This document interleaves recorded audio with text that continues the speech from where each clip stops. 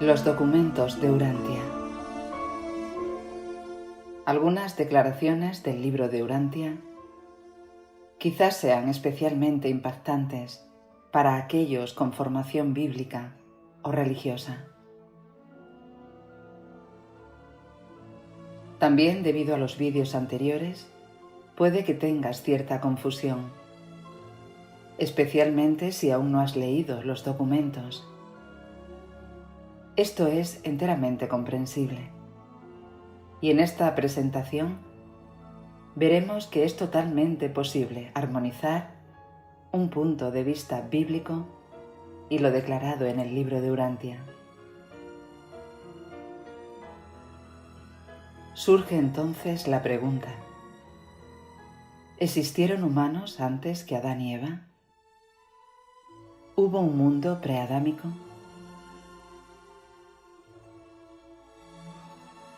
La idea clásica común y corriente es que únicamente Adán y Eva fueron los primeros humanos en habitar la Tierra hace algunos miles de años. La mayoría de las religiones, en general, comparten más o menos esta idea.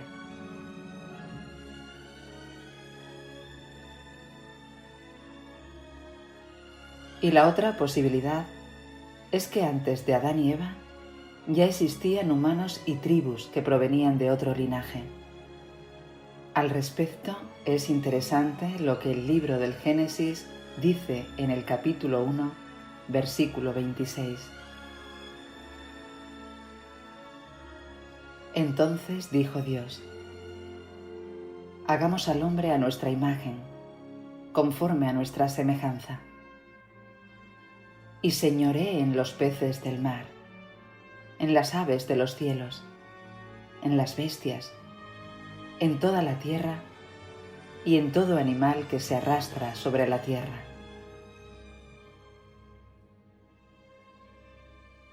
La expresión hebrea original para hombre significa hombre terrestre o humanidad.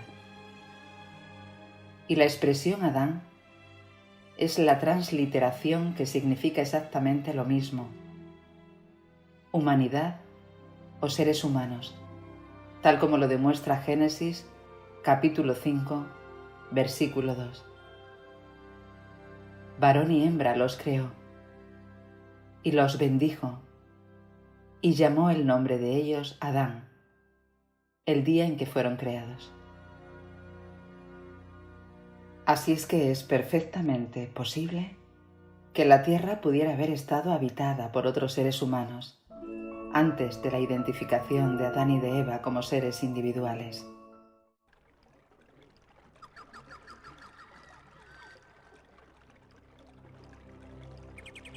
Incluso es posible que hasta el jardín del Edén hubiese estado habitado por otras personas antes de la aparición de los individuos denominados Adán y Eva, tal como se desprende de esta cita de Génesis, capítulo 2, versículo 15. Tomó pues Jehová Dios al hombre o humanidad y lo puso en el huerto de Edén, para que lo labrara y lo cultivase. Y esto es lógico, porque para un solo individuo hubiera sido una tarea titánica hacer un mantenimiento adecuado al jardín, además de que las palabras anteriores bíblicas infieren un amplio trabajo de agricultura, lo que indica que varias personas deben haber participado en esa acción.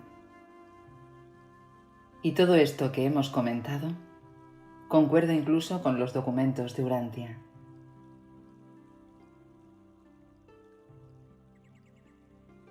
El libro dice: en las montañas que cercaban el jardín abundaban las piedras preciosas y metales, aunque estos recibieron muy poca atención.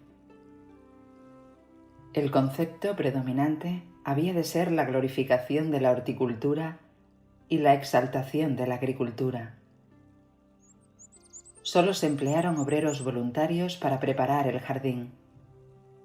Nunca se usaron manos mercenarias. cultivaron el jardín y cuidaron sus rebaños para sostenerse.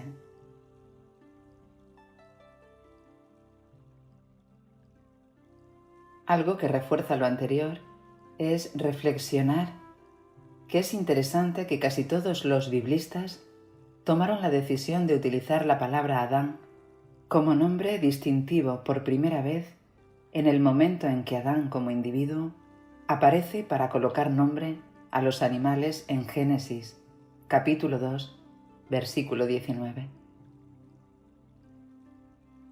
Y esto es lógico porque es la primera acción de una personalidad individual diferente al resto de los seres humanos presentes en el cuadro de la narración. Y justamente el libro de Urantia declara que una de las primeras acciones relevantes de Adán al llegar a la tierra fue nombrar y describir a los animales del jardín. El sexto día se dedicaron a una inspección de los numerosos tipos de hombres y animales. En esta excursión, a los acompañantes de Adán les sorprendió sobremanera cuán a fondo entendía él la naturaleza y función de los millares de animales que le mostraban.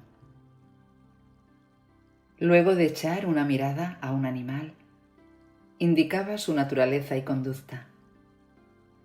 Adán podía dar a primera vista los nombres y descripciones del origen, la naturaleza y la función de todas las criaturas materiales. Adán asombró a sus asociados describiendo multitudes de entes vivientes demasiado pequeños para verse a simple vista. Sin duda, el que los acompañantes de Adán estuvieran impresionados por sus conocimientos sobre los animales fue determinante para que ese acto fuera el que quedara grabado a fuego en los descendientes humanos, de tal forma que cientos de generaciones futuras comenzaron a escribir posteriormente el Génesis y lo recordarían como el primer acto individual de Adán.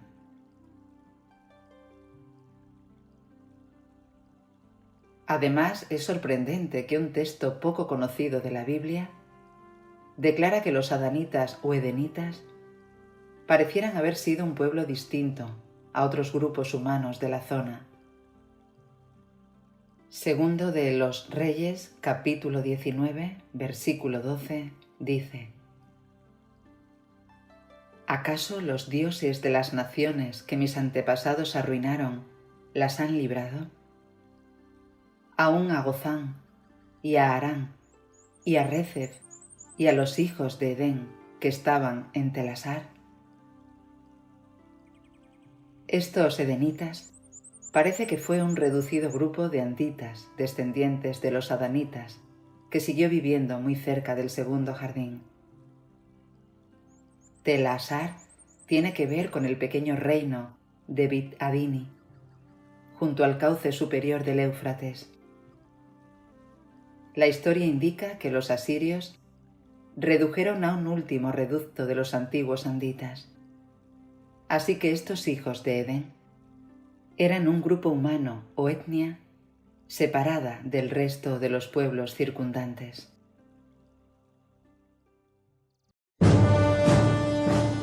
Ahora veamos cómo los sucesos posteriores a la muerte de Abel confirman la posibilidad de un mundo preadámico. Caín, después de matar a Abel, es en el relato bíblico confrontado por Dios. Y Caín dice en Génesis capítulo 4, versículo 14: «He aquí me echas hoy de la tierra, y de tu presencia me esconderé. Y seré errante y extranjero en la tierra. Y sucederá que cualquiera que me hallare, me matará». Y nos surge la pregunta: ¿por qué tenía miedo Caín de que lo encontrasen otras personas y lo mataran? Caín expresa un deseo de esconderse y ser fugitivo, y dice que vivirá con preocupación el resto de su vida. Esto demuestra que había otros habitantes en la tierra antes de Adán y Eva y que venían de otro linaje.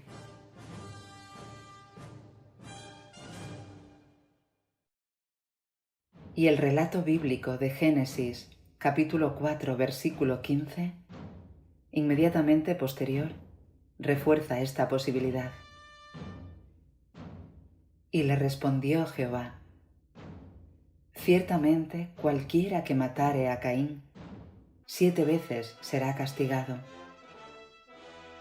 Entonces Jehová puso señal en Caín, para que no lo matase cualquiera que le hallara. Si las otras personas que podían matar a Caín eran otros hermanos, no habría sido necesario una señal o marca para que se le identificara como un miembro de la familia adanita. Era evidente que esta marca era para que personas desconocidas que viviesen en una tribu ajena a los adanitas no lo atacasen, ya que esa marca indicaba su pertenencia parcial al linaje de los adanitas, los cuales eran temidos y respetados por otros pueblos. Además era un mestizo y puede que no haya heredado todos los rasgos adánicos.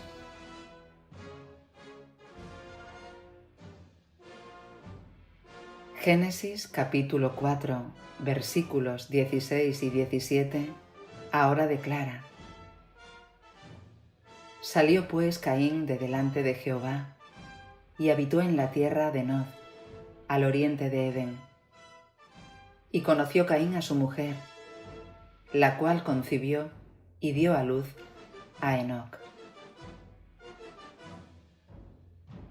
Notemos que el texto no dice que Caín salió con su mujer y habitó en la tierra de Nod, lo cual hubiera sido lógico si su esposa fuera una hermana. Más bien se indica que primero él se fue de la tierra de sus padres, habita en otra tierra, la tierra de Nod, y allí conoce a su mujer.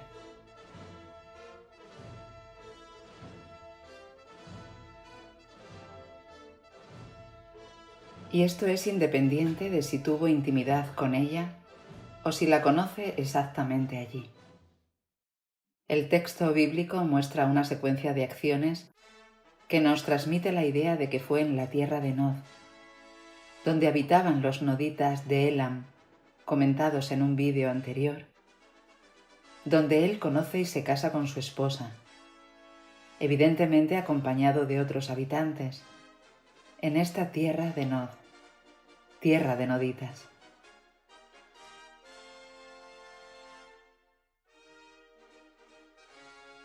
Y una confirmación en la que muchas veces no se repara es en esta cita del relato.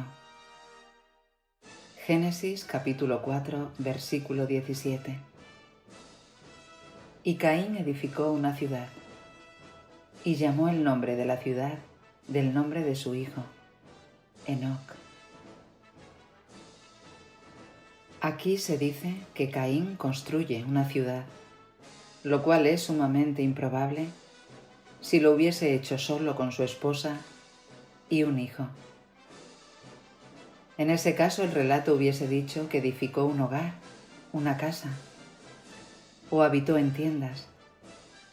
Pero la edificación de una ciudad, que es para más habitantes, indica que no estaba solo en esa empresa y que una considerable cantidad de noditas le ayudaron en esta labor.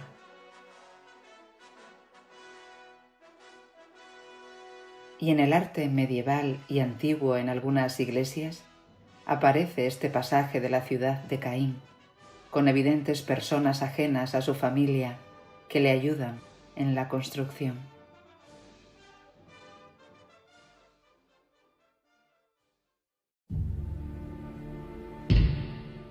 ¿Y cómo pudo ocurrir esto para que se nos diera a entender otra historia? La razón se encuentra en que la parte inicial de la Biblia estuvo a cargo de la redacción de Esdras, u otros sacerdotes y copistas del tiempo del exilio en Babilonia, que enfatizaron el origen aristocrático celestial del pueblo judío. Estos pasajes lo demuestran. Génesis capítulo 5, versículo 1 dice: Esta es la lista de los descendientes de Adán. Cuando Dios creó a Adán, lo hizo a semejanza de Dios mismo. Y Génesis capítulo 5, versículo 3. Y vivió Adán 130 años, y engendró un hijo a su semejanza, conforme a su imagen, y llamó su nombre Set. Aquí notamos cómo únicamente se usa esta expresión sobre Set, llamándole conforme a la imagen de Adán y por ende de Dios. Primero de las Crónicas, capítulo 1, versículo 1, dice sobre la cronología judía como nación hasta el principio de la misma: Adán, Set, Enós. Hasta en la época del evangelista Lucas se mantiene este énfasis en el origen divino del pueblo de Israel a través de Set y su padre Adán. Lucas capítulo 3, versículo 38 dice: Hijo de Enós, hijo de Set, hijo de Adán, hijo de Dios.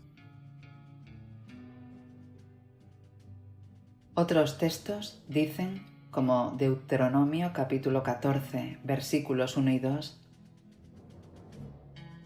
Vosotros, Israel, sois hijos del Señor, vuestro Dios. Porque eres un pueblo santo a Jehová tu Dios, y Jehová te ha escogido para que le seas un pueblo único de entre todos los pueblos que están sobre la tierra. Sí, estos y otros pasajes demuestran cómo los redactores de las escrituras hebreas deseaban resaltar al pueblo de Israel como una nación especial, sobre todo en la época del exilio, en donde el ánimo nacional había decaído. Así, una visión épica sobre un origen divino que se asociaba al pueblo de Israel fue esencial. Esto llevó a que la cronología hebrea llegara hasta Adán, aquel que fue creado directamente por Dios para la nación, y no se diera énfasis en los otros pueblos, aunque quedaron algunas pistas sueltas que hemos examinado en esta presentación.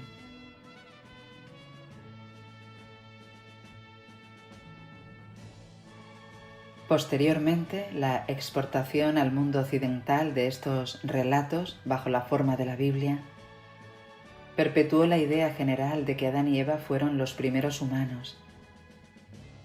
Sin embargo, como hemos examinado, un análisis profundo demuestra que no hay una contradicción fundamental en esta posición. Sin dudas, hay más información y otros detalles interesantes sobre el tema de Adán y Eva y cómo otros pueblos también registraron a su modo su llegada. Dejaremos esta información anexa en el enlace de la descripción del vídeo. Así es que, para concluir, la revelación de Urantia perfectamente amplía y actualiza la información que hemos obtenido a través de los siglos.